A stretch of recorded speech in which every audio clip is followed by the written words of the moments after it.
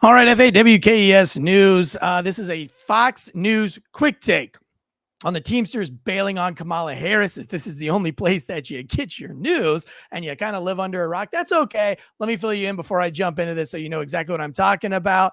Very recently, the Teamsters had conducted a poll over the last 6 months, an in-house poll, which they found 59.6% of their constituents be in favor of Trump over the 34% who favor Harris, which led to this coming from the Teamsters general president, Sean O'Brien. The general executive board of the International Brotherhood of Teamsters on Wednesdays elected not to endorse any candidate for U.S. president. Now, my quick take on this, because the mainstream media and big government just can't seem to wrap their brains on how this could happen. Don't you remember what the Democrats have done for you, you blue-collared union workers? Have you not forgotten? Are you so uneducated that you don't remember all of the things? You better thank a union member. Do you guys not remember? Listen, that's what all the talking heads are making it like that. That all of middle America, or all the middle class blue collar union workers are just C- students at best. When I would like to argue that I think the middle America, blue collar America, probably has a higher social IQ score than a lot of your career academics and your upper middle class and above, because it doesn't take somebody with a high social IQ to realize that the impacts of the day-to-day are going to sway your vote just as much as what happens inside of your 10, 11, 12-hour work day.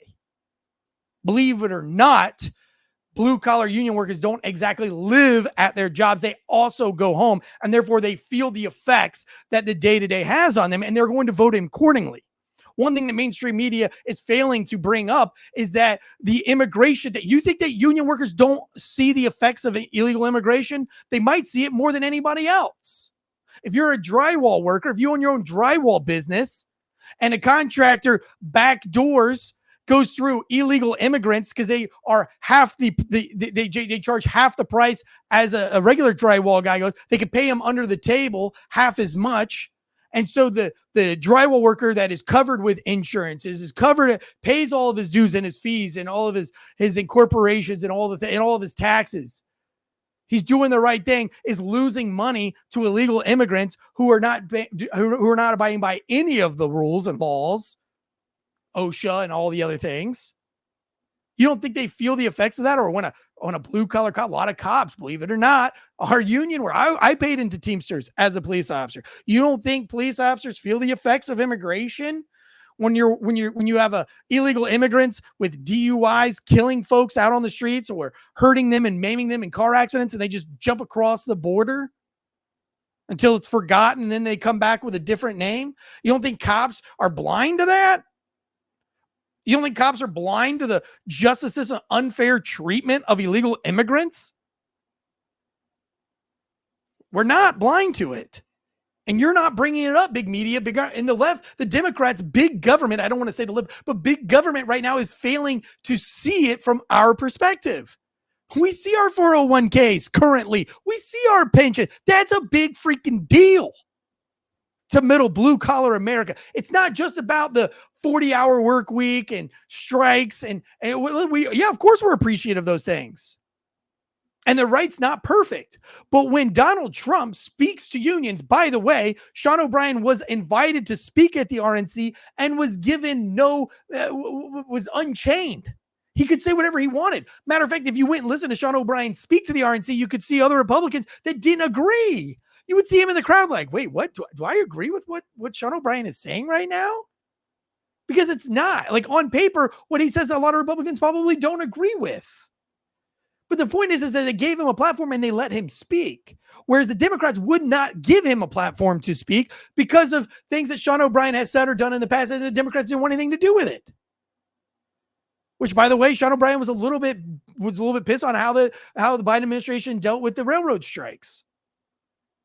I don't want to go down any rabbit holes. This is my quick take.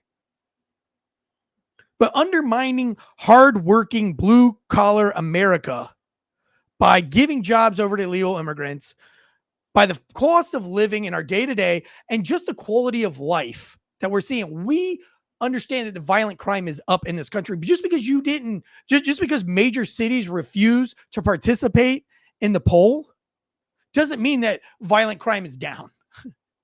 It means that you're cheating the polls. You're cheating the surveys. We see it. Middle-class America sees it. We understand it. We live in it. And Donald Trump is speaking the language of middle-class America, whereas Kamala Harris is just playing with our emotions. Let me prove it to you. I always show you receipts. Here's how Donald Trump talks to middle-class blue-collar America, union workers, versus how Kamala Harris talks to blue-collar middle-class union workers. Tax cuts. We will end all taxes on overtime. You know what that means? The people who work overtime are among the hardest working citizens in our country. And for too long, no one in Washington has been looking out for them. It's time for the working man and woman to finally catch a break. And that's what we're doing, because this is a good one. So here you go. Donald Trump is saying it's time for you to catch a break. And here's the break I'm going to give you. Taxless overtime. You've got blue collar union workers working 50, 60 hours overtime every single week or every single paycheck. They got 50, 60, sometimes 80 hours of overtime. And you're talking about you're going to make those overtime hours taxless? Like that's a language we can all speak versus what is this? You better thank a union member for sick leave. You better thank a union member for paid leave. You better thank a union member for vacation time. Okay, and we will. And what are we thanking you for? $6 cartons of eggs? $5 gallon of milk? Gas prices, inflation. You want me to keep going? My 401k, my pension. What else do you want me to thank you for? I have a life outside of my 40-hour work week and my 5-day work week. Let me know down in the chats. Here's my big question to you guys, to the Fawkers out there, F-A-W-K-E-R-S. Let me ask you this. The Teamsters, the constituents, 59.6%, 60% in favor of Trump over Harris. Should the Teamsters just go ahead and endorse Trump? Let me know down in the comments. I'd love to hear it. Like G.I. Joe said, if you don't know, if you didn't know about the Teamsters bailing on Kamala Harris, now you do know, and knowing is half